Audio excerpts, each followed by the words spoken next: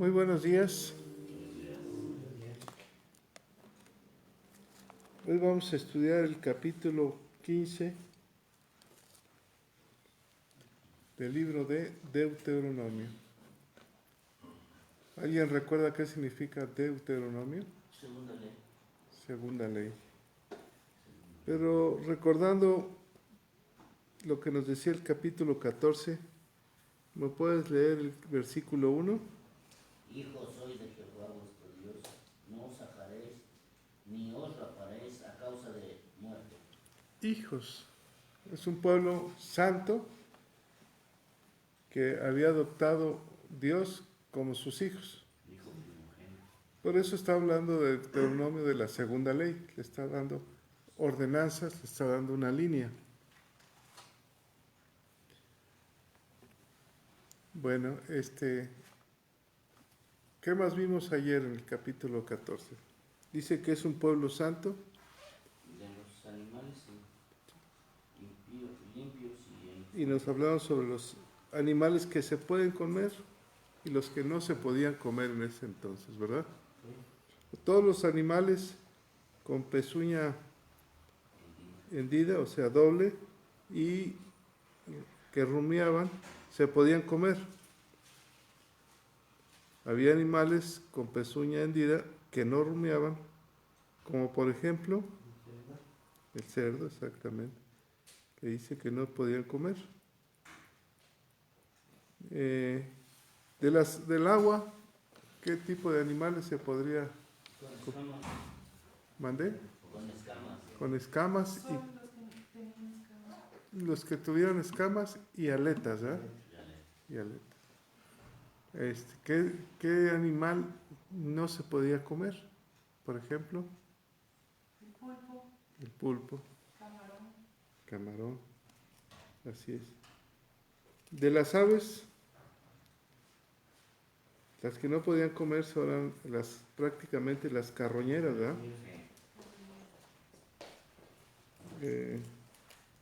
Los insectos, ninguno.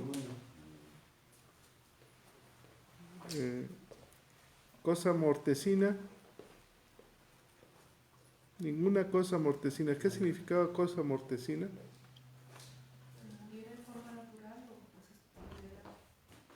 Que estuviera muriéndose o ya muerta, ¿va? ¿Por qué? Porque no se desangraba. O sea, que la encontrabas muerta, esa ya no la podías comer. El cabrito en su leche de su madre, ¿verdad? Ese no lo podías comer. Y luego nos hablaron Sebastián sobre el diezmo. Recuerdan que nos puso incluso unas figuras de los animales mundos e inmundos, ¿no? Y nos puso un tache, pues para que no se nos olvidara. Y palomita. Sobre la ley del diezmo dice indefectiblemente, o sea, no hay vuelta para atrás, diezmarás el producto de tu grano. El diezmo es para que aprendamos, dice, a temer a Jehová. Qué increíble, ¿no?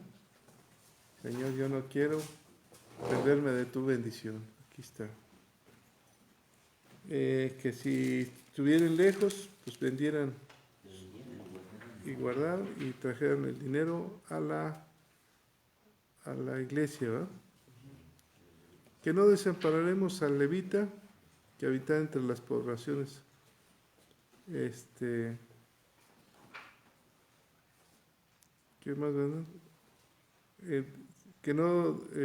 Que cuidemos a la viuda y al huérfano, al extranjero también, ¿no? Para que Dios bendiga toda la obra de tus manos. Ok, vamos a estudiar el capítulo 15, el año de remisión. Y para esto le vamos a pedir a Humberto, a ver si nos explica qué es eso. Adelante, don Humberto. Gracias. Buenos días. Vamos a iniciar con una oración. Señor Dios Todopoderoso, Padre Santo, gracias por este día, gracias por la lluvia que nos has dado, Señor, gracias por todo, por tu misericordia, gracias porque estamos aquí. Permite que todos los que faltan por llegar lleguen con bien y que también a todos los que nos escuchan abras, y junto con nosotros nos abras nuestra mente, nuestro corazón para que podamos recibir tu palabra y que la podamos llevar en nuestras vidas. Te lo pido por favor en nombre poderoso del Señor Jesucristo. Amén. Bueno, vamos a ver Deuteronomio, el capítulo 15. Voy a leer unos versículos antes de hacer la lectura del capítulo. Y es en relación a Mateo 22. Le preguntaban a nuestro Señor Jesucristo: Maestro, ¿cuál es el gran mandamiento en la ley? Jesús le dijo: amarás al Señor tu Dios con todo tu corazón, con toda tu alma y con toda tu mente. Ese es el primero y grande mandamiento, y el segundo es semejante: amarás a tu prójimo como a ti mismo. De estos dos mandamientos depende toda la ley y los profetas. Vamos a hacer la lectura del capítulo 15, Pastor, por favor, de uno en uno. Sí. Cada 7 años harás remisión. Y esta es la manera de la remisión: perdonará a su deudor todo aquel que hizo precio de su mano, con el cual obligó a su prójimo, no lo demandará más a su prójimo o a su hermano, porque es pregonada la remisión de Jehová. Del extranjero demandarás el reintegro, pero lo que tu hermano tuviere tuyo, lo perdonará tu mano. Para que así no haya en medio de ti mendigo, porque Jehová te bendecirá con abundancia en la tierra que Jehová tu Dios te da por heredad, para que la tomes en posesión. Si escuchares fielmente la voz de Jehová tu Dios, para guardar y cumplir todos estos mandamientos que yo te ordeno hoy. Ya que Jehová tu Dios te habrá bendecido, como te ha dicho, prestarás entonces a muchas naciones, mas tú no tomarás prestado. Tendrás dominio sobre muchas naciones, pero sobre ti no tendrán dominio. Cuando haya en medio de ti menesteroso de alguno de sus hermanos de alguna de tus ciudades, en la tierra que Jehová tu Dios te da, no endurcerás tu corazón, ni cerrarás tu mano contra tu hermano pobre. Sino abrirás a él tu mano liberamente y en efecto le prestarás lo que necesite. Guárdate de tener en tu corazón pensamiento perverso diciendo: cerca está el año séptimo, el de la remisión, y mires con malos ojos a tu hermano menesteroso, para no darle, porque él podrá clamar contra ti a Jehová, y te contará por pecado. Sin falta le darás y no serás mezquino corazón cuando le des, porque por ello te bendecirá Jehová tu Dios en todos tus hechos y en todo lo que emprendas. Porque no faltarán menesterosos en medio de la tierra. Por eso yo te mando diciendo: abrirás tu mano a tu hermano, al pobre y al menesteroso en la tierra. Y se vendiere a ti tu hermano hebreo o hebrea, y te hubieres servido 6 años, al séptimo le despedirás libre. Y cuando lo despidieres libre, no lo enviarás con las manos vacías. Le abastecerás liberalmente de tus ovejas, de tu era y de tu lagar. Le darás de aquello en que Jehová te hubiere bendecido. Y te acordarás de que fuiste siervo en la tierra de Egipto y que Jehová tu Dios te rescató. Por tanto, yo te mando esto hoy. Y si él te dijere, no te dejaré, porque te amo a ti y a tu casa, y porque le va bien contigo, Entonces tomarás una lerma y honorarás su oreja contra la puerta, y será tu siervo para siempre. Así también harás a tu criado. No te parezca duro cuando te enviares libre, pues para la mitad del costo de un jornalero te sirvió 6 años, y Jehová tu Dios te bendecirá en todo cuanto hicieres. Consagrarás a Jehová tu Dios todo primogénito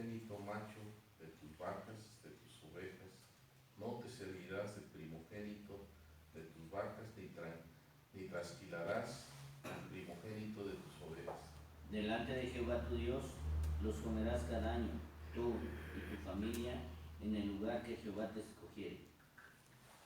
Y si hubiere en él defecto, si fuere ciego o cojo, o hubiere en él cualquier falta, no lo sacrificarás a Jehová tu Dios. En tus poblaciones lo comerás, el inmundo lo mismo que el limpio comerá de él, como de una gacela o de un ciervo. Solamente que no comas su sangre, sobre la tierra la derramarás como agua. Bien, gracias. Bien,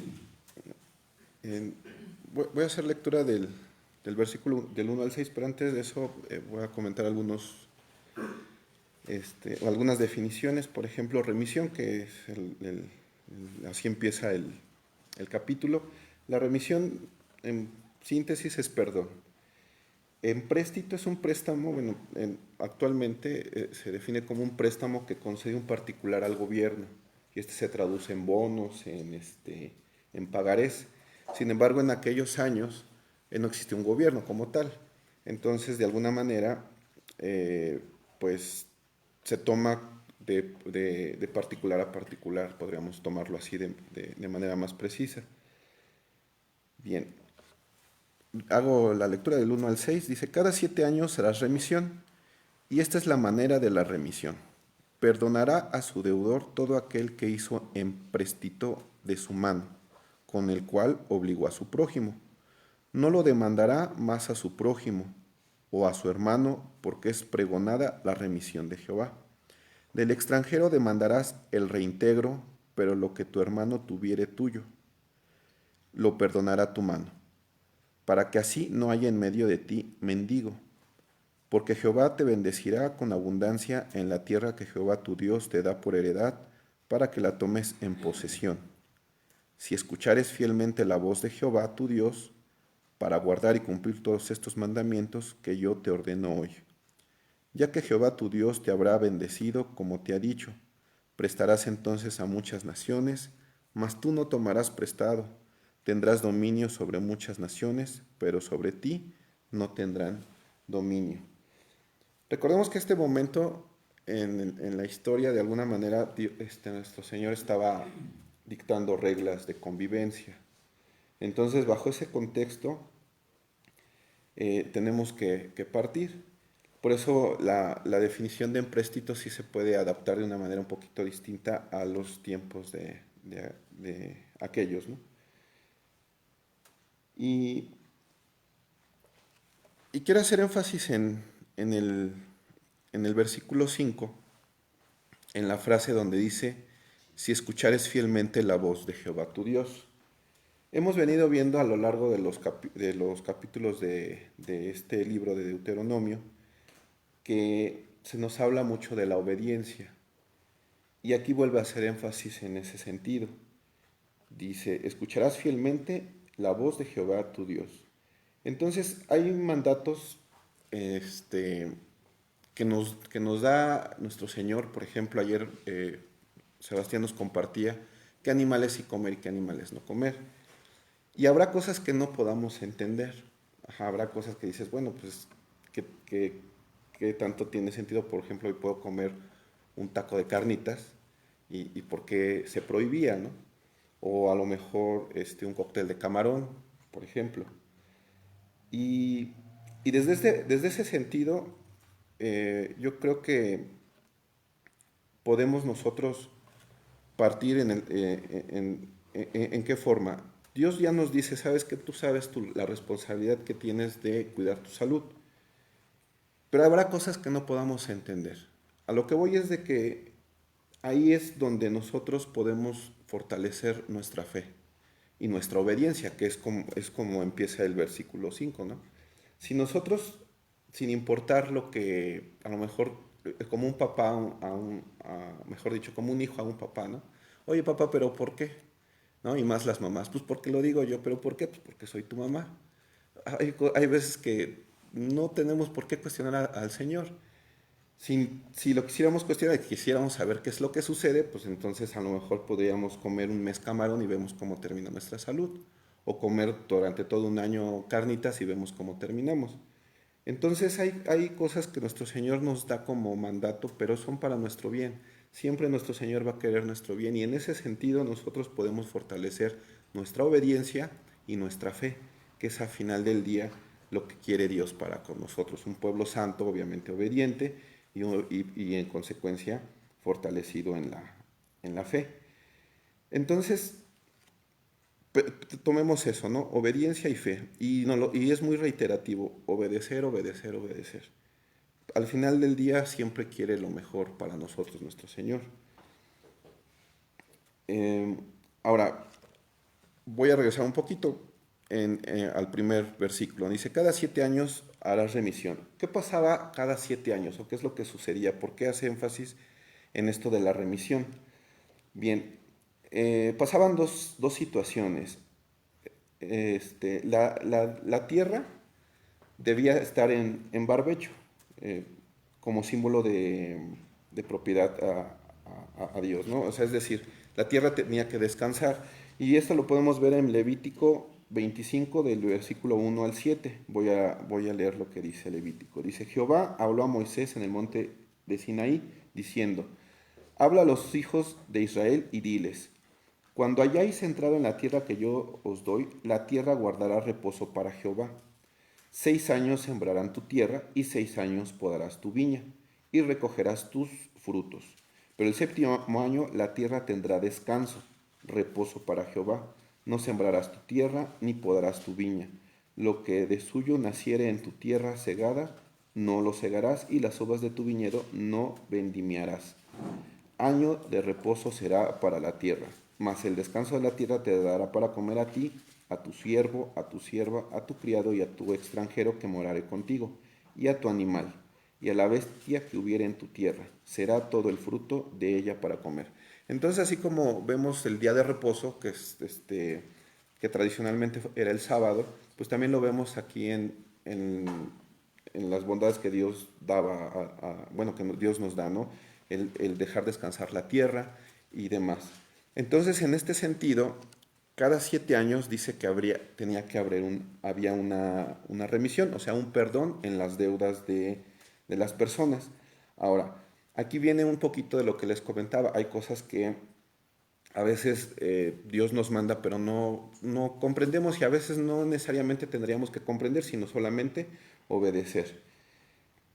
Y esto está en el capítulo 4. Aquí sí nos dice Dios precisamente qué es lo que sucede si nosotros obedecemos. No sé si alguien me quiere ayudar a leer el primer enunciado del versículo 4.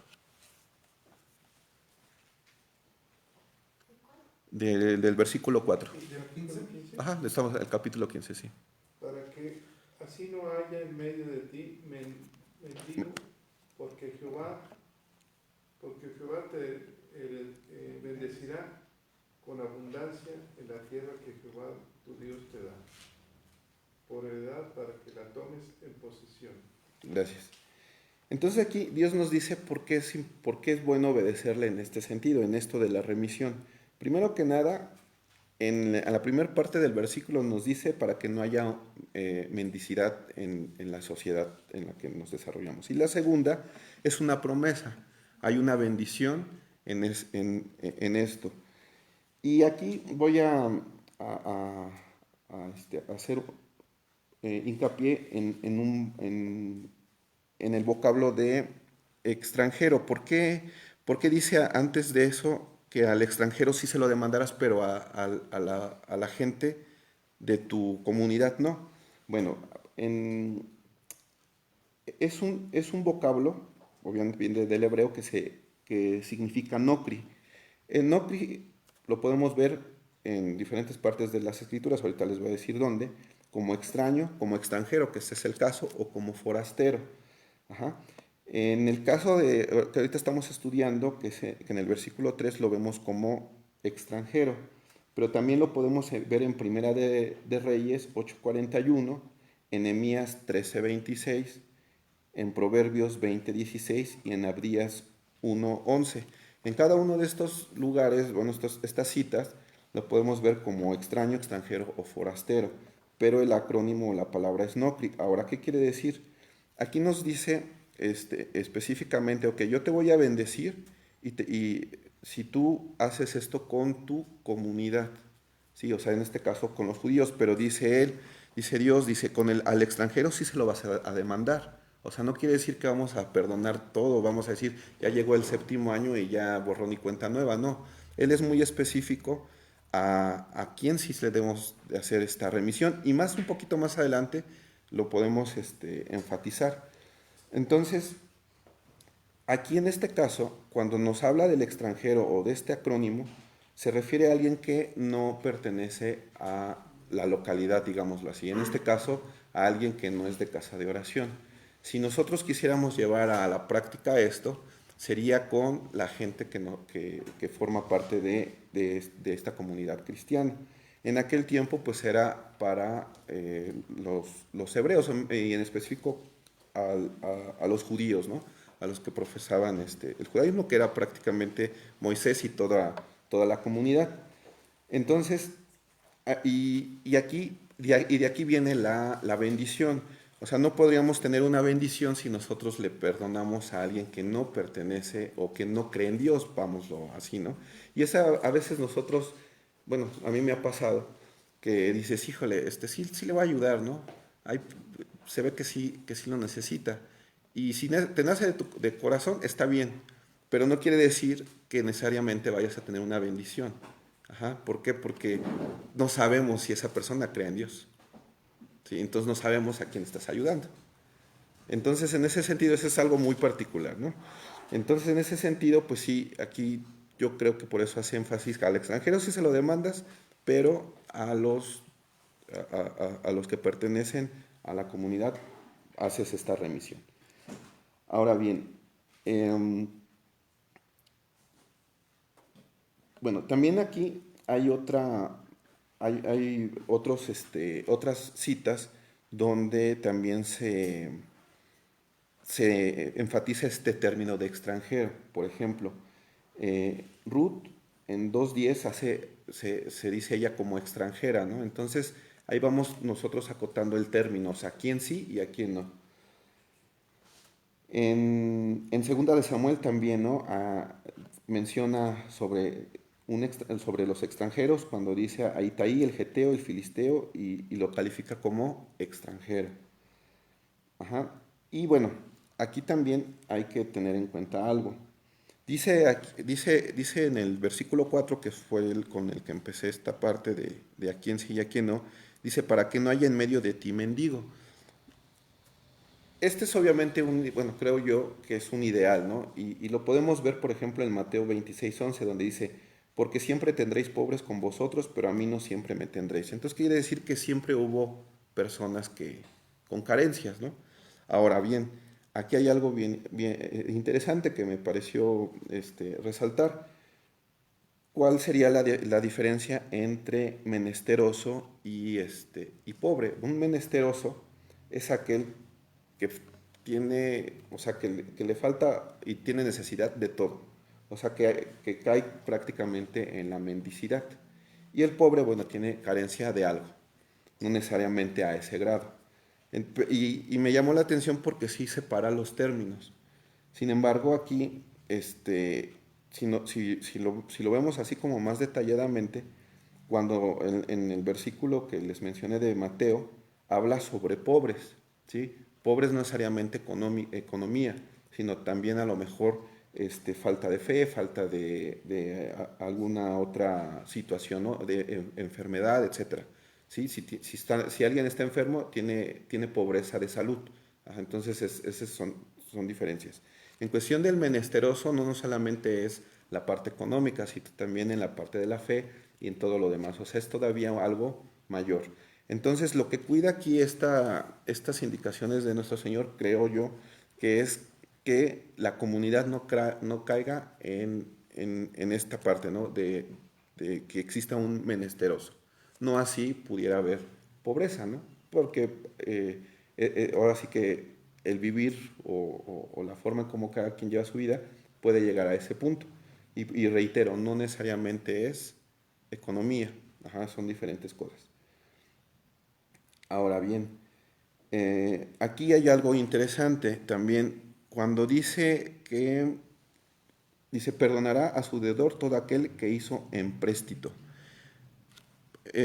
Al buscar la palabra de empréstito, algunos estudiosos decían que aquí no se definía bien si esta remisión consistía así como que para siempre, te perdono todo lo que debes, o que solamente durante el 7º año, que es el año donde se dejaba reposar la tierra, durante ese año no te iba a cobrar absolutamente nada.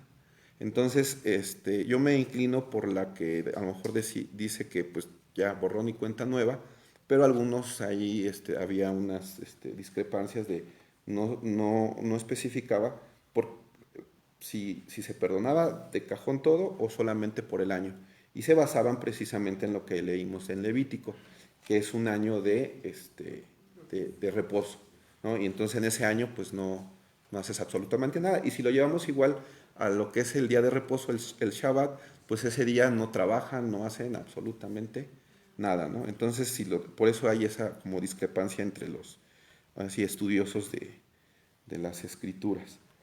Bien, continúo con lo siguiente, que es del versículo 7 al versículo 11. Y antes de iniciar la lectura, bueno, ya vimos lo que es menesteroso, es aquel que tiene necesidad de cosas a un grado de la mendicidad. Mezquino, pues es tacaño, y también menciona aquí, bueno, eso es un poquito más adelante, ahorita les digo la definición. Bien, le hago la lectura del 7 al 11, dice así: cuando haya en medio de ti menesteroso de alguno de tus hermanos en alguna de tus ciudades, en la tierra que Jehová tu Dios te da, no endurecerás tu corazón, ni cerrarás tu mano contra tu hermano pobre, sino abrirás a él tu mano liberalmente y en efecto le prestarás lo que necesite. Guárdate tener en tu corazón pensamiento perverso, diciendo, cerca está el año 7º, el de la remisión, y mires con malos ojos a tu hermano menesteroso para no darle, porque él podrá clamar contra ti a Jehová y se te contará por pecado. Sin falta le darás y no serás de mezquino corazón cuando le des, porque por ello te bendecirá Jehová tu Dios en todos tus hechos y en todo lo que emprendas, porque no faltarán menesterosos en medio de la tierra. Por eso yo te mando, diciendo, abrirás tu mano a tu hermano, al pobre y al menesteroso en tu tierra. Y hago énfasis donde dice en tu tierra, por lo que estábamos comentando hace un momento. Yo creo que aquí el Señor sí recalca, ¿no? Es en tu tierra. ¿Cuál sería nuestra tierra? Pues nuestra tierra en este caso sería casa de oración, ¿sí? O sea, no, por lo que les comentaba hace un momento. Y aquí en en estos versículos, yo creo que todo se resume o todo se declara en el versículo 11. Releo el versículo 11, dice así: porque no faltarán menesterosos en medio de la tierra, por eso yo te mando diciendo, abrirás tu mano a tu hermano, al pobre y al menesteroso en tu tierra. Y esto lo podemos ver, como les comentaba hace un rato, en Mateo 26:11, donde dice Jesús, nuestro Señor, porque siempre tendréis pobres con vosotros, pero a mí no siempre me tendréis. Es decir, estas situaciones de carencia siempre van a prevalecer en una comunidad. Sin embargo, como veíamos en el versículo 4, dice, es una exhortación, es como los mandamientos. Nuestro Señor sabía que pues cumplirlos era casi que no se podía, ¿no? Entonces es algo que aún así lo pone como una guía y también nos los pone que hay una bendición si tú lo llevas a cabo. Pero eso no exime que no exista, ¿sí? Inclusive en el pueblo judío pues hay gente con carencia. Aunque no sé si han escuchado, ¿no? Bueno, a mí me ha tocado escuchar que dice que entre los judíos se ayudan, que entre los judíos se prestan y que no se cobran intereses, etcétera, etcétera, ¿no? Pues bueno, ellos llevan o tratan de llevar estos mandatos de Dios. Saben ellos que al final del día, en la medida que lo intenten o que lo más se acercan a ello, va a haber una bendición. En el 4 lo dice, ¿no? Haces esto y yo te bendigo y demás, ¿no? Y en el 9 nos lo reitera. Dice, si tú ves a un hermano tuyo con carencia, que no sea, o sea, que tu tu corazón no se haga duro, sino que al contrario, préstale lo que necesite, aunque el daño de la remisión esté cerca. Entonces, y nos lo dice, guárdate de tener en tu corazón pensamiento perverso. O sea, es decir, imaginemos a un hermano de nosotros, un hermano de la comunidad que está en una carencia muy, muy grande. Y todos lo vemos. Y si no hacemos nada, entonces es ahí cuando nuestro Señor nos dice, guárdate que tu corazón no sea perverso. ¿Por qué? Porque estás dejando que tu hermano no salga adelante cuando tú puedes hacer algo. Y por eso yo creo que es reiterativo, en tu tierra. ¿Sí? No es lo mismo ver a alguien fuera, por lo que les decía, esa es mi percepción, que si a lo mejor ayudamos a alguien allá en la calle, no sabemos si ese alguien realmente crea o adore a Dios. Entonces ahí la pregunta, ¿a quién estarías ayudando? Ajá. Por eso, bueno, yo creo que cuando nos dice nuestro Señor ya en el Nuevo Testamento, ama al dador alegre, precisamente por eso. O sea, cuando te nace de corazón, dalo y hazlo, pero sí con cierto cuidado. ¿Por qué? Porque no sabes a quién realmente estás ayudando, ¿no? Ahora, aquí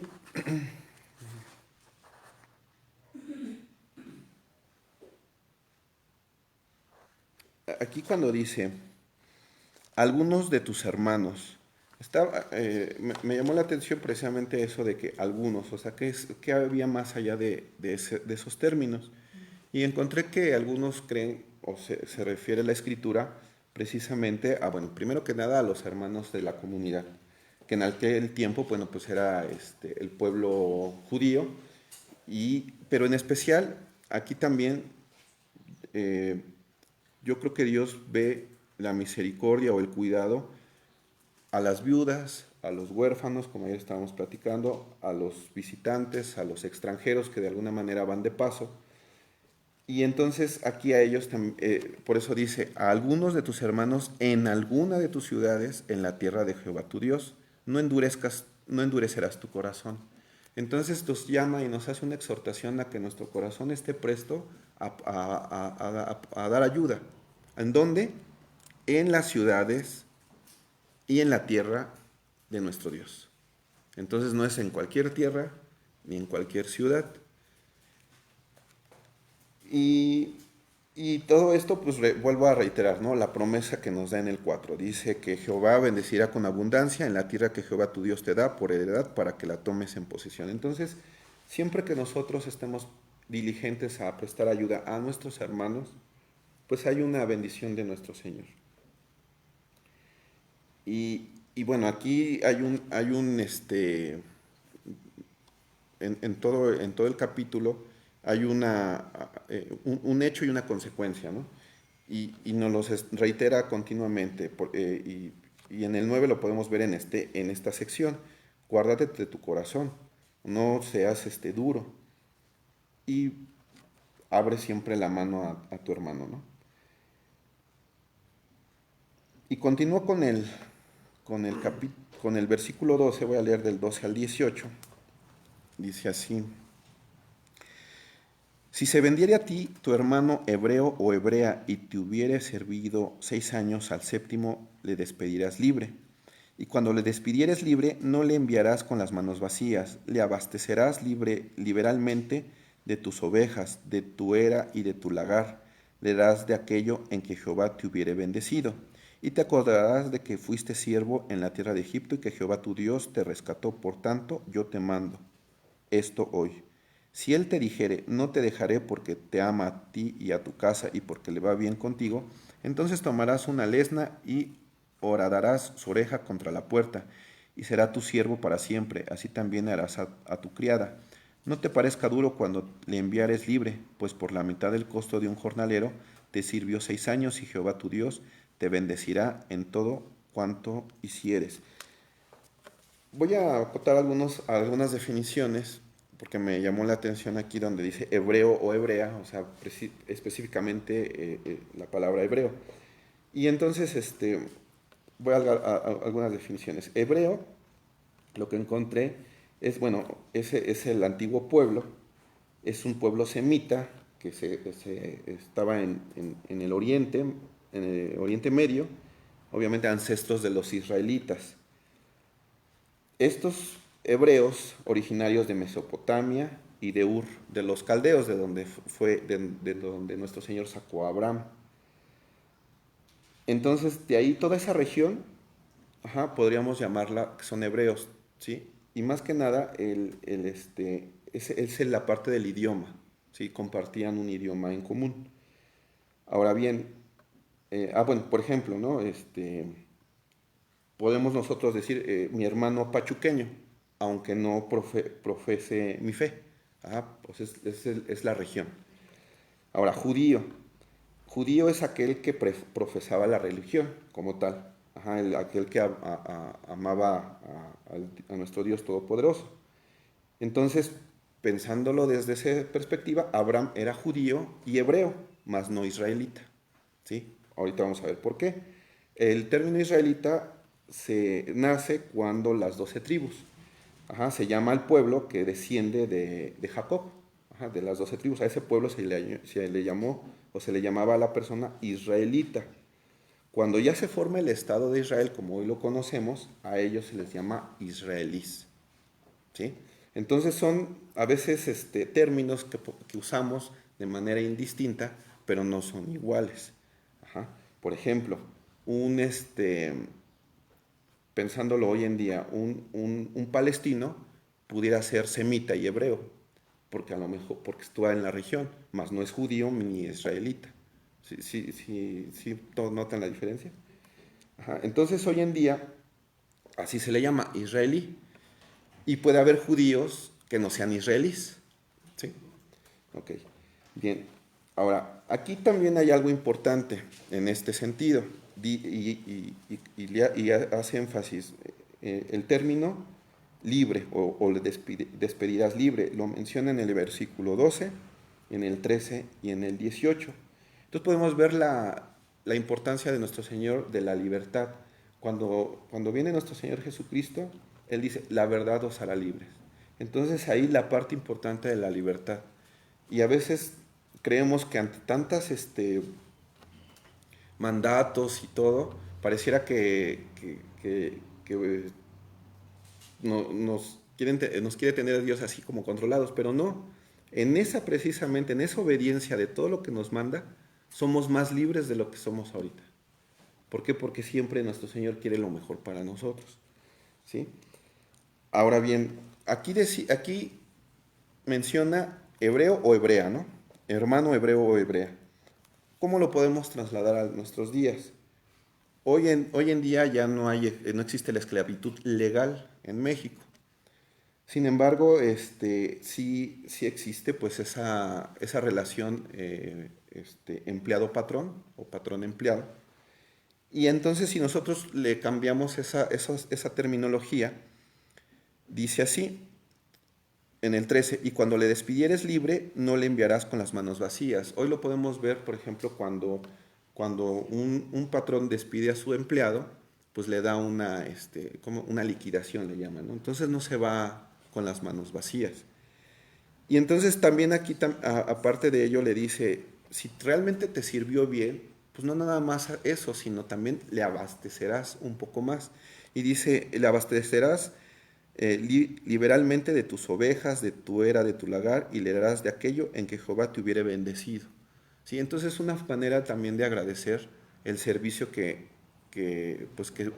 prestan, ¿no? O las personas que tienen un trabajo.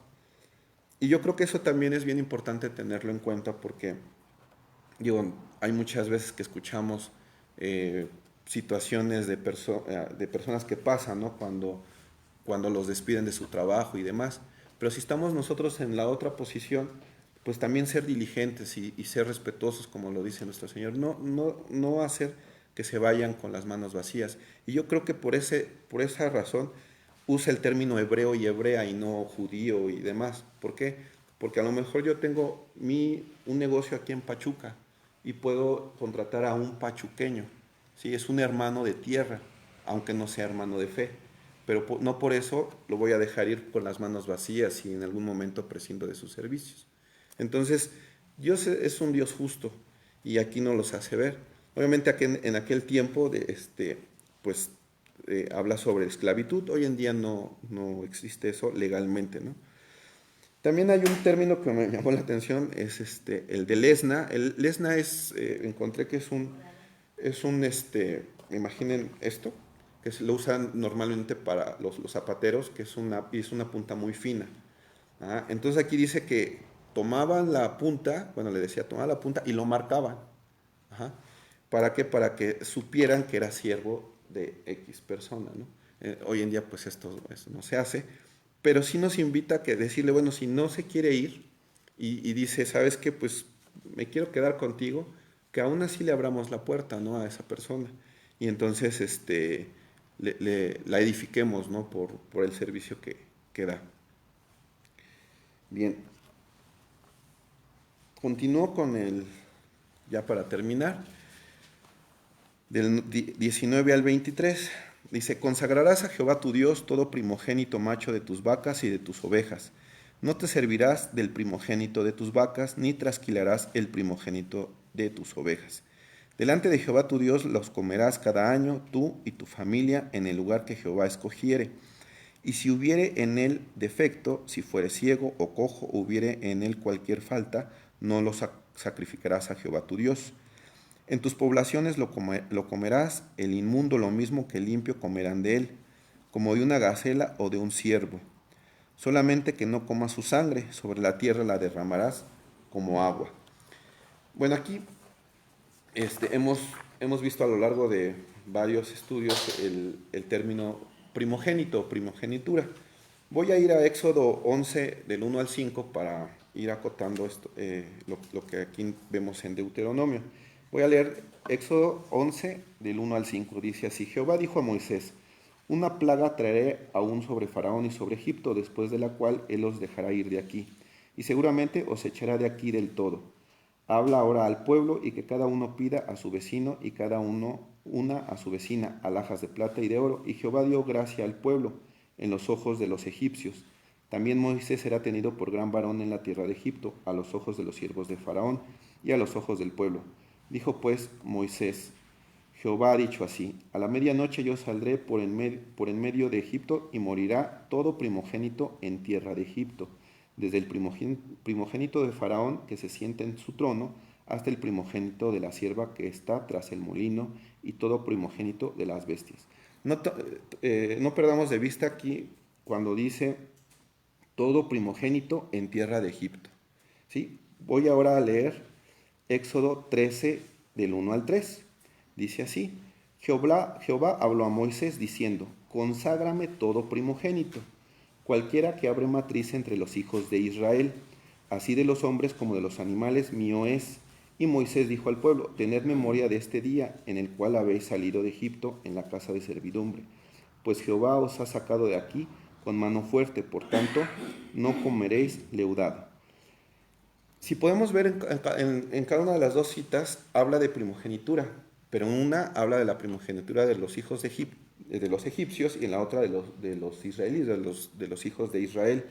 Ahora, ¿por qué hago énfasis en esto? Creo yo que y es algo personal, que la importancia de consagrar a Dios el primogénito es precisamente está en estas dos citas. Una, por un lado, el primogénito de la oscuridad, y por el otro, los primogénitos de la luz. Vemos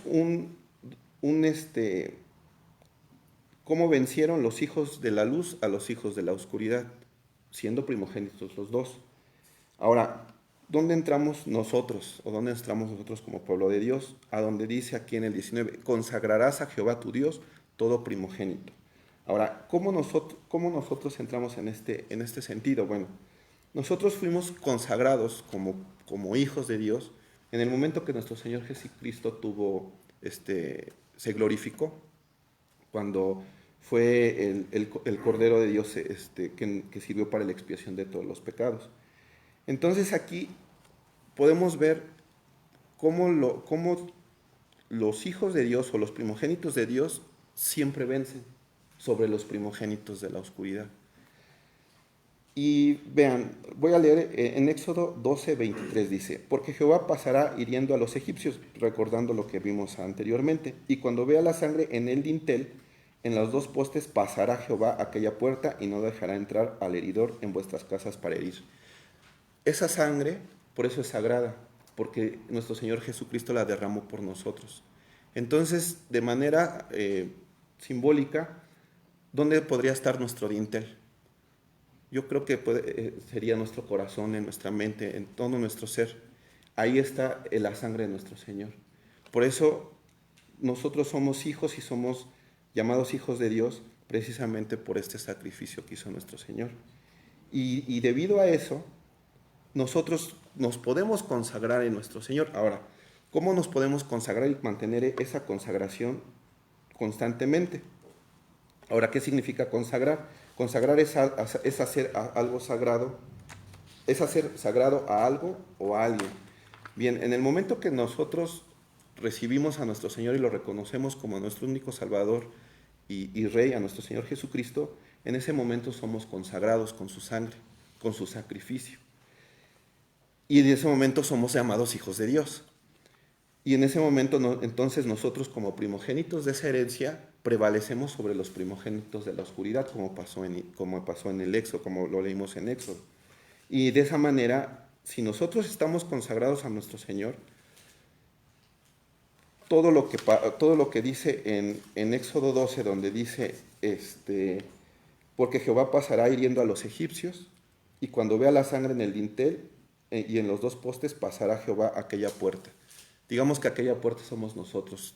Tenemos la sangre del Cordero, porque lo hemos aceptado como nuestro único Salvador y Rey.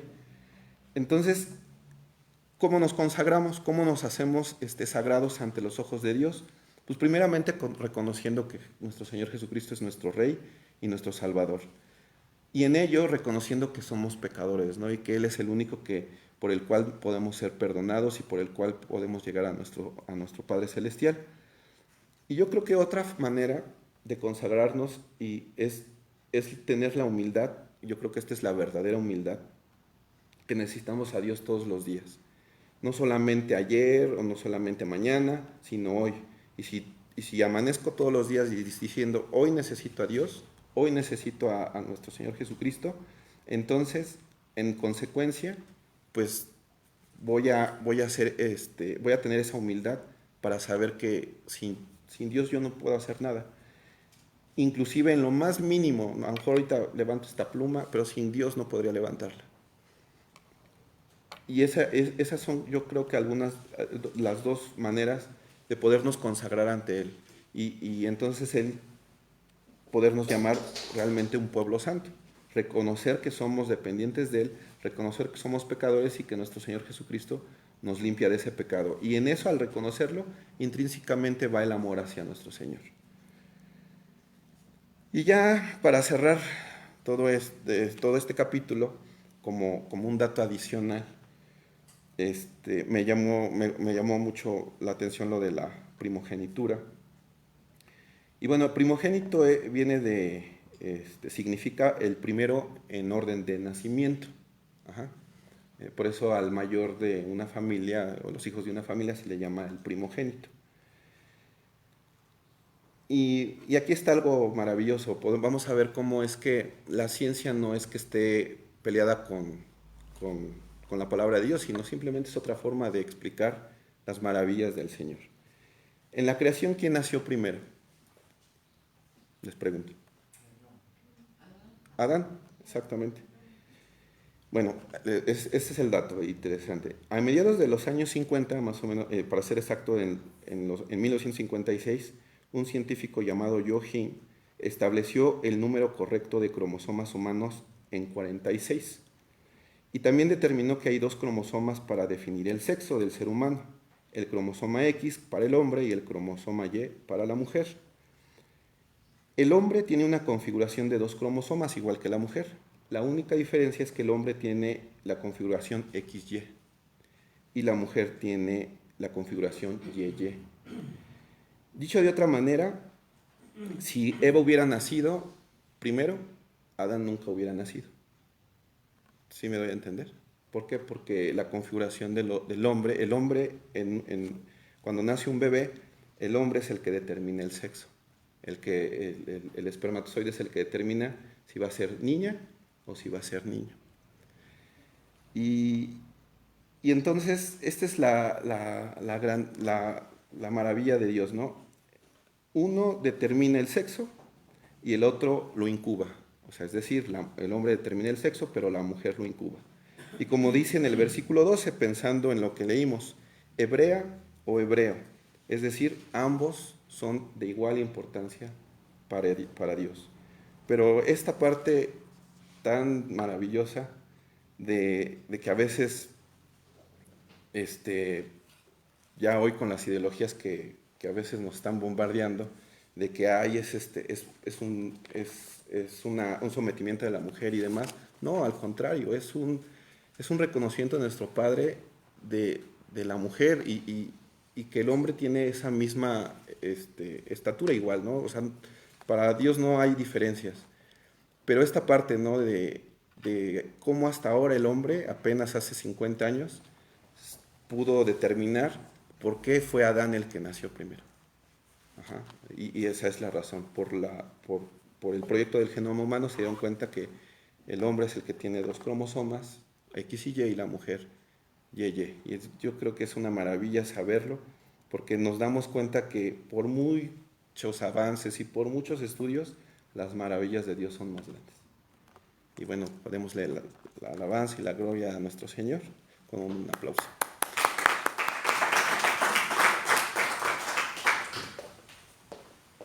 Muy bien. ¿Algún comentario? Las maravillas de Dios. La ciencia todavía no alcanza a entender. Y dice la Escritura que Dios mostrará sus tesoros. Ojo que no vio ni oído, escuchó. Cosas maravillosas que el hombre se sorprenderá. ¿Qué nos falta como humanidad para descubrir? Ahorita, por ejemplo, ya la medicina entra en otro rubro, otro estado, donde se va a manejar los cromosomas. Un cromosoma que tiene defectos lo podrán manejar. Entonces entra en otro nivel. Que Dios, pues Dios es el creador, ¿verdad? Es el fabricante. Él sabe cómo trabajar las cosas. Por ejemplo, uno de los milagros de la vista, ¿no? Que con su saliva hizo lodo. ¿Qué es lo que viene en la vista? ¿Qué va a hacer Dios? ¿Qué hizo en ese proceso? ¿Un ojo nuevo? ¿Vendrá un ojo nuevo? ¿Sí? Así va a ser. Cosas maravillosas, ¿verdad? Bueno, si hubiera nacido primero la mujer, no hubiera venido el hombre, ¿verdad? Pero estaba determinado. ¿Hay algo imposible para Dios? Nada. ¿Por qué Dios permitió cada 7 años el perdón? ¿Por qué? ¿A qué se refiere? ¿Por qué cada 7 años tú le perdonarás la deuda al hermano? No al extranjero, al hermano que te haya pedido y tenga una necesidad y no te pudiera pagar. Y dice, y no serás tan mezquino que dirás, no le presto hasta que pasen estos 7 años, porque ya vamos en el año 6º y hasta el otro. ¿Por qué? ¿Como renovación? ¿Por qué dice, bueno, perdonen la deuda? Dice, no cierres tu mano al pobre, y nos diste una definición del pobre, ¿no las puedes volver a dar?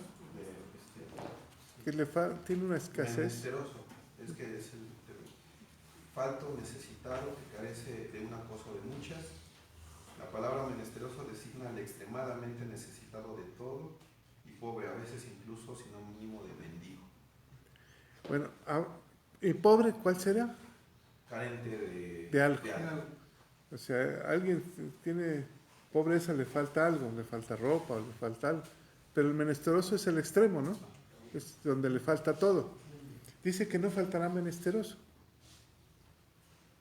Ahora, el pobre, ¿para qué quiere el dinero?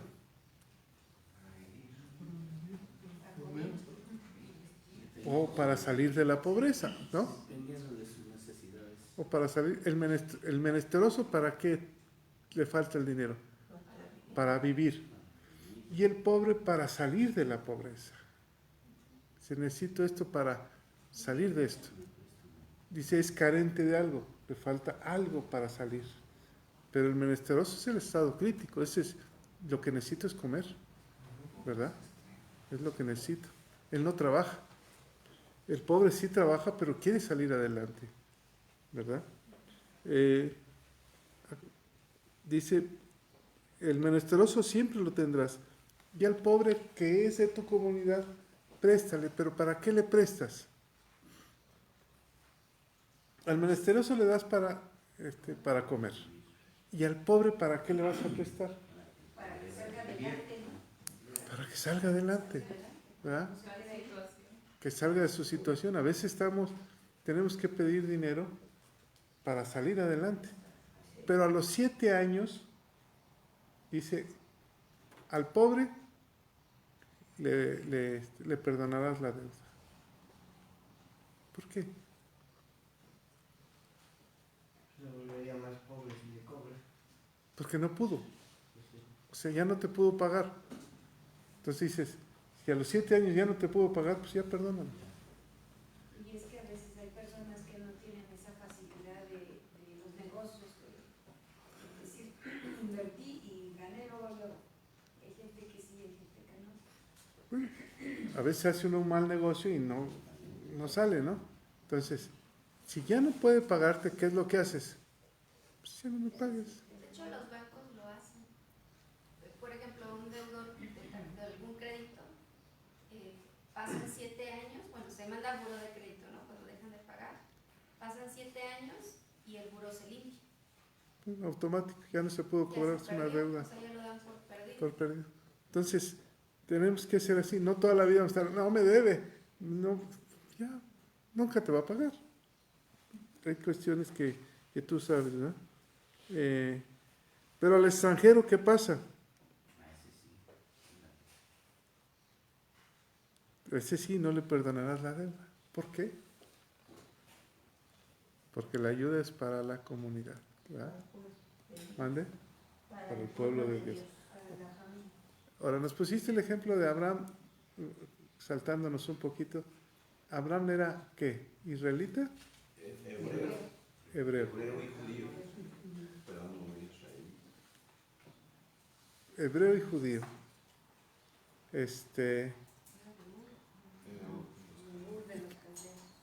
¿De dónde viene los hijos de Abraham? ¿Quién son? Isaac y Jacob. ¿A quién se le llama israelita? A los hijos. Y entonces, antes de Abraham no había israelitas. A partir de Jacob cambia el nombre y es israelita, ¿verdad? Antes eran hebreos, luego viene israelitas y luego del hijo de Israel vienen los judíos, los de Judá, ¿verdad? Y ahí viene Cristo. Bueno, ¿qué más vemos? Versículo 4, ¿quién me lo lee? Para que así no haya en medio de ti mendigo, porque Jehová te bendecirá con abundancia en la tierra que Jehová tu Dios te da por heredad, para que la tomes en posesión. Dice que en medio de ti no haya alguien que mendigue pan, ¿verdad? En medio de ti. Pero dice también, acaba de decir que siempre habrá menesterosos. Y Jesús dijo, a los pobres siempre lo tendréis. Cuando esta mujer, María, que quiebra el perfume carísimo, él escucha lo que sus discípulos dicen, esto mejor lo hubiéramos vendido y lo hubiéramos dado a los pobres. Él entiende eso y dice, a los pobres siempre los tendrás, mas a mí no. Pero aquí hay una promesa, que en tu casa no haya pobreza, no haya quien mendigue pan. ¿A quién se refiere? A tus acciones personales, a tu familia. En tu familia, si tú haces eso, en tu casa no va a haber quien tenga falta de pan. Esto es porque en la comunidad va a haber pobres, ¿o no? Va a haber menesterosos. Pero si tú haces estas acciones, en tu casa no habrá quien mendigue pan. Pero también el rey David lo decía, joven fui y envejecido y no he visto justo desamparado, ni de tendencia que mendigue pan. Entonces, ¿por qué? Fíjate qué bien. Porque fuiste justo al perdonar una deuda a alguien de tu comunidad. Entonces, ¿trajiste bendición en tu casa? ¿Sí? No faltará eso. Entonces, tú procura ser justo. Ahora, esto se daba una vez cada 7 años. O sea, cumplían los 7 años, sería al 8º año. Eran 6. No, eran 6. Nos dice que eran 6 de descanso. Y uno. Entonces, dabas oportunidad a ser bendecido tú. Ahora, ¿por qué? En el 3 dice, perdonarás la deuda para que así no haya en medio de ti mendigo. Yo creo que como era pobre y si le cobraba, ya pasaba al otro estatus de mendigo, porque ya no iba a tener Exactamente. para liquidar la deuda. O sea, es muy bien.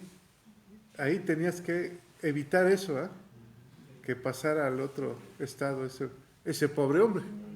Y te iba a bendecir. ¿Mande? No sales perdiendo. No, tú estás cumpliendo y estás siendo justo. No puede pagar. Listo. Muy bien. Pero Bueno. yo creo que no nomás al pueblo, porque en Proverbios 19:17 dice que el que al pobre presta a Dios, al que pobre le das, a Dios presta. Entonces yo creo que Sí, tenemos que ayudarnos. también. Nada más que yo creo que aquí estamos hablando de la comunidad. ¿Verdad? Allá en Proverbios dice, bueno, si tú ves un pobre y quieres darle, pues dale, ábrele la mano.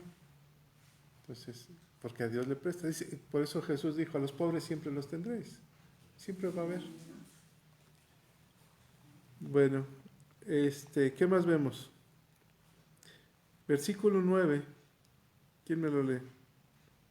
Guárdate de tener en tu corazón pensamiento perverso, diciendo, cerca está el año 7º, el de la remisión, y mires con malos ojos a tu hermano menesteroso, para no darle, porque él podrá clamar contra Jehová de ti, y se contará por pecado. Híjole, ahora el 10 me lo lees, Esther. Sí. Dice, sin falta le darás, y no serás mezquino de corazón cuando le des, porque por ello te bendecirá Jehová tu Dios en todos tus hechos y en todo lo que emprendes. ¿Qué significa mezquino de corazón? Tacaño, la palabra es tacaño. Mezquino es algo que no debe estar en tu corazón, ¿verdad? Es una actitud que no debe estar en tu corazón, que no te deja estar limpio. Sufren, las personas mezquinas sufren mucho. Sufre. Entonces, ¿por qué? Porque te volvió agarrado, ¿no? A una ordenanza. Dice, cerró su mano. Dice, no sea que él clame y se venga contra ti. Ahora, si eres limpio de corazón y extiendes tu mano, ¿qué sucede? Te bendecirá. Versículo 11. ¿Quién me lo lee? No faltarán menesterosos en medio de la tierra, por eso yo te mando diciendo, abrirás tu mano a tu hermano, al pobre, al menesteroso en tu tierra. A 3 personas diferentes. A tu hermano, al pobre y al menesteroso en la tierra. Y ahí se cumple lo que dice Proverbios, ¿verdad? Claro. Ahí se cumple. Tu hermano, al pobre y al menesteroso. Ábrele tu mano. Ahora, ¿en qué momento le abres tu mano? Cuando realmente necesitan. Por ejemplo, se te acerca un teporochito y te dice, présteme, ¿qué haces? Mande, presta para la orquesta. ¿Le das? No, pues a él no. Por su bien, ¿no? Entonces tienes que ver la situación, ¿va? Seguramente se va a ir a drogar. Entonces, ¿qué haces con él? Dale mejor de comer. Aquí está un pan. ¿Alguien te ha tocado? No, mejor deme dinero. Traigo una bolsa de pan. No, mejor deme dinero. ¿Por qué? Porque entonces tú tienes que también ser sabio. A tu hermano, al pobre y al menesteroso. Tienes que ser sabio, ¿no? Para que no seamos engañados. Porque no es de dar por dar. Es ser, saber aquí, somos administradores de la riqueza de Dios.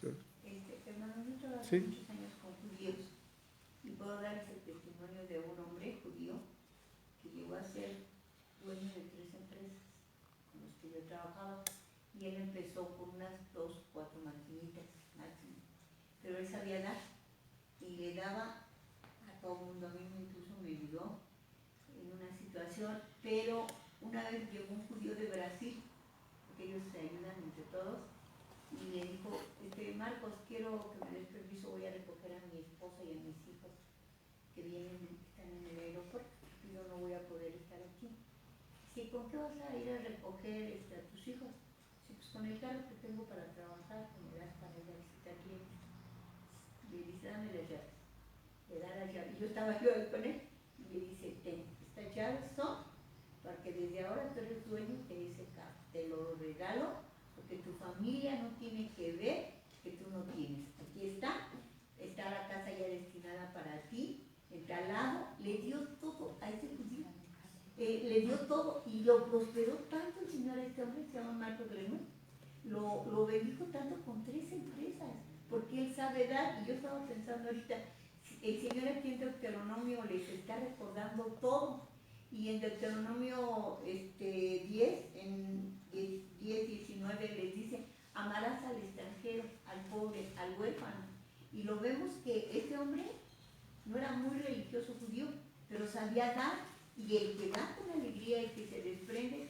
Después traía un carrazo, mi jefe, pero así, y un día me decía, ¿por qué llegó tarde? Se me descompuso el carro, ¿y por qué no lo arregla? No, pues sí lo va a arreglar en un mes, que ya es diciembre, para pagarlo, que me desveló. Ay, ¿cuánto necesita para pagar eso?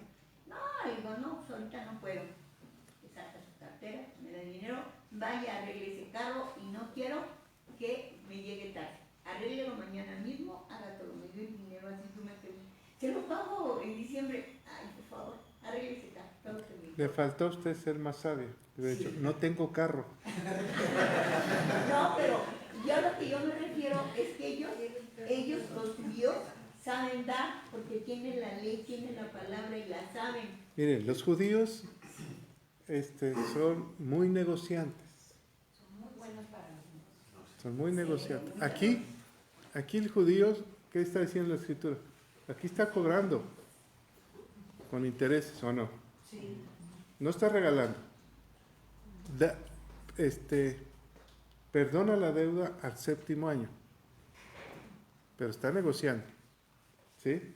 No es de que, no, los judíos dicen, ya no te puede pagar, perdona la deuda. Al pobre, al que no tiene, al menesteroso. Pero al que tiene, ¿qué le dice? Paga, ¿o no? Ni me paga. O sea, no es de dar por dar. Hay que tener sabiduría. No conocemos el contexto y no conocemos el tipo de negociación que tenía con ese hombre. Le dio un carro, le dio casa. ¿Qué tipo de personaje era? ¿O qué tipo de negociaciones era? No lo conocemos, ¿verdad? Hay negociaciones que... ¿Mande? Pudo haber sido un excelente trabajador, como hacen las empresas actualmente. Les dan carro, les dan casa, para que sigan gestionando las empresas. Así es. La pregunta sería, ¿le dio los documentos, las escrituras? ¿Le dio la factura? Le dio todo. ¿Lo vio? Hermano, él se puso Digo, a ¿usted lo llorar vio? cuando le dio casa pasada. Abusado, porque los judíos son negociantes. Sí son, pero en este caso yo lo menciono porque yo fui testiga de la donación a ese hombre. Y venía extranjero, dice, no Seguramente vio algo en él, un potencial muy fuerte, ¿no? Muy buen muchacho, muy buen señor. Un potencial muy fuerte que dijo, viene a levantar la empresa. Entonces, algo vio en él. No es dar por dar, es tener la sabiduría de dar. En este caso, dice, al pobre, al menesteroso, que ya no pudo pagar, perdona la deuda, ¿verdad? Perdona la deuda. Ese caso es diferente, fue una donación, un regalo, ¿verdad? Fue un regalo que usted vio muy grande. Hay gente que tiene una necesidad muy fuerte y le regalan. Bueno, ahí sí, yo creo que sí es, cuando dicen tierra, por ejemplo, inclusive en Proverbios, yo creo que sí es a los que creen en Dios, porque yo me pongo a pensar, pensamos en una persona con carencia, pero resulta que amante de la brujería, yo no le ayudaría, primero lo evangelizo y ya después veo si le ayudo. Entonces no es a cualquier pobre, No es a cualquier pobre de la comunidad, eso creo que sí es. Así es. No es a cualquiera, tiene que ser de la misma línea que tú traes, ¿no? Porque él va a hacer lo mismo. O sea, cuando él crezca, él va a hacer lo mismo, va a ayudar a otro. Y así se va. Y así ahí sí van los judíos ayudándose, ¿verdad? Él va a hacer lo mismo. Casi todos los judíos, lo que yo sé, es que, por ejemplo, yo he tratado con algunos, son duros en los negocios. No son fáciles. Por eso tienen tanto dinero, son astutos, ¿verdad? Dios les dio la sabiduría. Les pregunto una cosa, por ejemplo, José el soñador, ¿era duro en el negocio? Sí. ¿O regaló? No. ¿No regaló? ¿Verdad? Lo justo y lo justo. Incluso dijo, ¿qué más tienen? Pues nada más tenemos nuestra tierra, échame los papeles. Ahora, esto tenía un propósito, que él administraba todo, se lo dio al faraón, y esas mismas tierras les dio semilla, sus mismas tierras les dio semilla, produjeron y les pidió un tercio, no me acuerdo qué. 20%. Échamelo para acá, ¿verdad? Sí. Entonces, ¿les enseñó a trabajar? Sí. Un quinto. ¿Qué pasa tú si das por dar? No lo sabe valorar. No está siendo buen mayordomo de los recursos. Por eso precisamente yo creo que ese personaje que habla la pastora debió haber tenido una negociación, porque lo vino a ver, llegó como extranjero, vino a su negocio y lo tenía tal vez contratado para algo. Entonces, ¿no? Vio un potencial muy fuerte. Y el acto que hizo con usted, pues fue un acto de gracia, de favor. Viene descompuesto su carro, hay ángeles, estás batallando, te lo arreglo. Ya, es un acto de favor, ¿verdad? Es diferente, no es un préstamo, fue un acto, una donación. Entonces, como cuando dice, bueno, no traes llantas, pues yo te pago una llanta y punto. O sea, es un acto de favor, porque era de buen corazón los judíos, ¿verdad? Sobre los esclavos, ¿qué pasaba con los esclavos? ¿Los tenían que dejar libre? Pero es muy buen trabajador mío, ya que se vaya y liquídalo conforme a su derecho. Esto es lo que te corresponde, 10 pesos, esto es lo que te corresponde. Ahora, ¿da más? Pues es cuestión del patrón, ¿verdad? Pero da lo justo, lo que le corresponde según la ley. Hay personas que dicen, bueno, es que tantos años y me correspondía 3,000 pesos. Bueno, la ley dice eso. ¿Es lo justo? Pero yo trabajé mucho para ti. Pero la ley dice esto. Si él tiene gracia o favor a ti, pues te va a dar más. Pero si no, pues lo que es la ley. Está cumpliendo con la... Lo malo es decir, te corresponden 5,000 pesos y te doy 2. Pues ya no, ¿verdad? Lo que corresponda según la ley. ¿Qué pasa actualmente en las empresas? Para no liquidar. Contratan por un mes. Contratan. ¿Ya? Para evitarse la liquidación. Entonces, cuando tú dices, oye, yo trabajé 10 años, sí, pero tuviste 30 liquidaciones o 30 contratos, ya no tienes derecho. Por eso, tú también tienes que ponerte abusado, ¿ah? Y buscar trabajo donde te corresponda, donde puedas sentirte a gusto, donde puedas tener tu seguro social, todo, tus prestaciones. ¿Mande? El mismo gobierno contratado. Así es.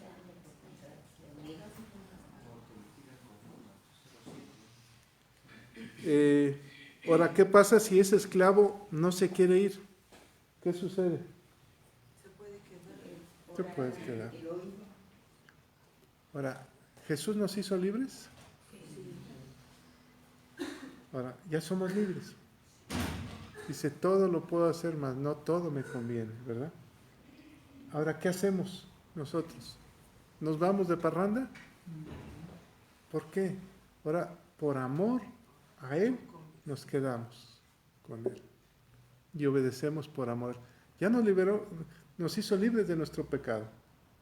¿Estamos de acuerdo? Ya, soy libre. ¿Ahora qué voy a hacer? Pero no para ir a pecar. Ahora lo voy a hacer por amor. Porque ya sé de dónde me sacó el Señor. Del fango cenagoso, dice. De ahí me sacó el Señor. Ahora lo voy a seguir por amor. Consagración de los primogénitos machos. ¿Tienen algún comentario? Estuvo muy bien explicado. No te servirá el primogénito de tus vacas ni de tus ovejas. O sea, no es para ti. ¿Qué tenían que hacer? ¿Por qué tenían que hacer el primogénito? ¿Qué significa el primogénito, el primero? ¿Por qué es tan importante la primogenitura? ¿Por qué era tan importante cuidar la primogenitura? Era el consagrado, el apartado, separado para Dios. El hijo de el hermano de Jacob, Esaú, era el primogénito. Él tenía la bendición. ¿A quién iba a bendecir Jacob?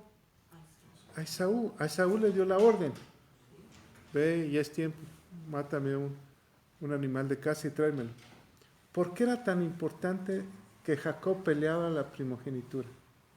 Era doble bendición ¿Por qué? para los primogénitos. Era doble, era el que iba a ordenar, el que iba a mandar sobre los bienes de la casa, el que iba a administrar. Ahora, no siempre el primogénito sale limpio o es digno de recibir eso. ¿O sí? Como Esaú. Saúl lo perdió, ¿o no? El que la peleó fue Jacob. Él la peleó. Él dijo, yo la quiero. Ahora, ¿tú eres el primero en tu casa? Espiritualmente. ¿Alguien aquí es primero? Sí. Bueno, tú eres el primero que estás peleando. La primogenitura. La bendición de Dios. La bendición de Dios. No la puedes perder, ¿o sí? Pero nosotros que no somos los primeros, la estamos peleando como Jacob. Yo la estoy peleando, que espiritualmente la estoy peleando, ¿no? Esaú la menospreció. La menospreció. Entonces, por ejemplo, de los hermanos de Judá, tenía 2 hermanos, a ver si el pastor me acuerda, anteriores de él, Rubén, Rubén, ¿qué? Simeón. O sea, eran 3 hermanos. 3 hermanos antes. ¿A quién le correspondía la primogenitura? Hombre fuerte, dice Jacob cuando era por él, ¿verdad? Entonces, ¿por qué la perdió? ¿Alguien recuerda?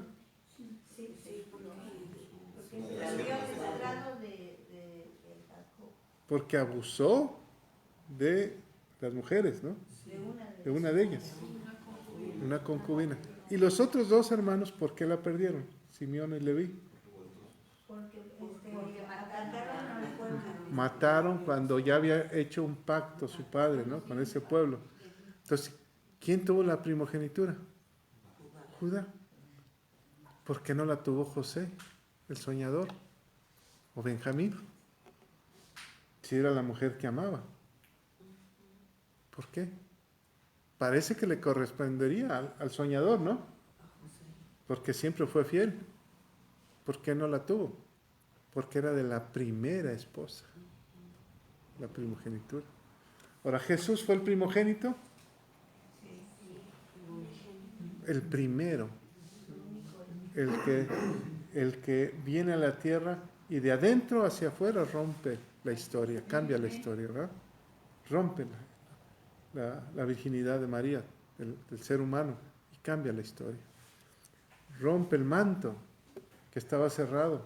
Por eso dice, ahora tenemos el velo. Rompió el velo y podemos entrar al lugar santísimo. Fue el primero que pudo haber hecho eso. Nuestro primogénito. Nuestro hermano mayor, podríamos decir, ¿verdad? ¿Qué tipo de cordero era el que tenía que tener? Sin defecto. 21, ¿me lo lees, Elsa? Y si hubiere en él defecto, o fuere ciego, o cojo, o hubiere en él cualquier falta, no lo sacrificarás a Jehová tu Dios. ¿Qué harías con él? Ahora, te los comes, cómenselo. Si el primogénito pierde la primogenitura, es que tiene algún defecto. ¿Qué defecto podría tener? Pues Esaú por hambre. Orgullo, No le dio el valor. enojo, pecado.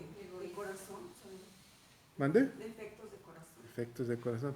Si Jesús fue el primogénito, ¿en qué momento lo certifican como limpio? Cuando bajó al infierno. ¿No? Cuando Pilatos dice, no encuentro mal alguno en él. Ahí está el Cordero. No tiene defecto, no tiene pecado, está limpio. No encuentro mal en él. Antes de él, no me acuerdo quién fue, también dice, no lo encuentro defecto y se lo manda a Pilatos. ¿Sí recuerdan? No encuentro pecado. Entonces, están viendo al Cordero sin mancha y sin pecado. Puede ser sacrificado. Así el Cordero lo veía el sacerdote o el jefe de familia y decía, no tiene defecto, puede ser sacrificado. Si hubieran encontrado un defecto, algo en que culpar a Jesucristo, ya no hubiera sido el Cordero de Dios. Pero nunca pecó. Nunca pecó. Y luego vemos la otra parte, es la victoria cuando llega al infierno y no tiene pecado. Entrega el pecado de los demás, pero él es sin defecto, sin mancha. Ahora, ¿qué sucedía? Solamente no comas su sangre, sino la derramarás por la tierra. ¿Qué significa eso? ¿Qué hizo Jesús? Su sangre fue derramada en la tierra. ¿Recuerdan? Cuando entra la espada, la lanza, la sangre fue derramada. ¿Qué hace la sangre en nosotros? Antiguamente, la sangre del cordero, de los corderos o los machos cabríos, cubría el pecado. Viene Jesús y lo quita el pecado. Es diferente.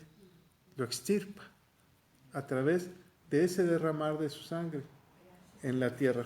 ¿Qué significa la tierra? ¿Por qué se derramó en la tierra? Porque nosotros somos la tierra. Así tan sencillo.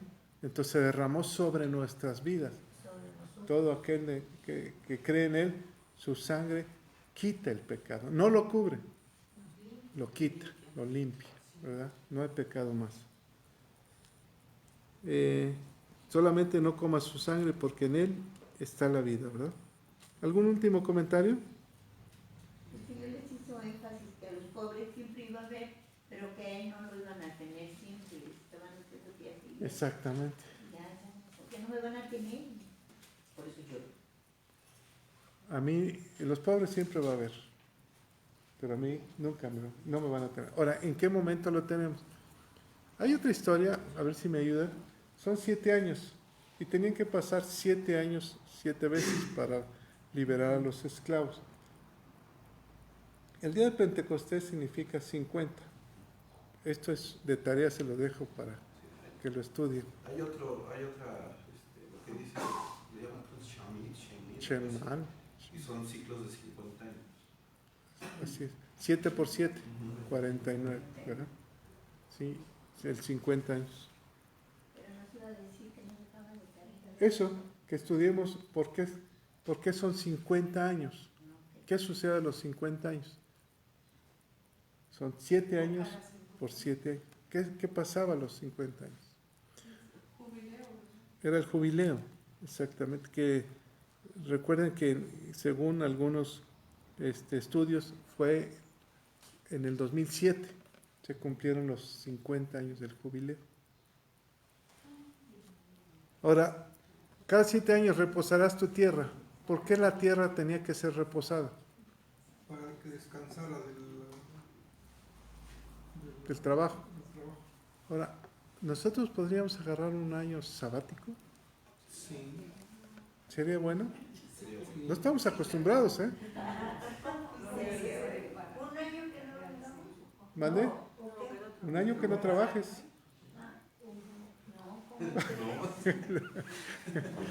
Bueno, hay judíos que lo agarran, ¿no? Que lo toman. Estoy en mi año sabático. Bueno, pues hay que pedirle a Dios que nos dé chance de un año. Padre, te damos toda la gloria, todo el poder y todo el honor. Señor, permítenos administrar tus riquezas para darle al pobre, al menesteroso, para que no exista en nuestra comunidad, Señor, para que puedan salir de esa escasez o podamos salir de esa escasez. Y Señor, ayúdanos a hacer bendición en esta tierra. Te lo pedimos, Padre, en el nombre de Cristo Jesús. Amén, Señor.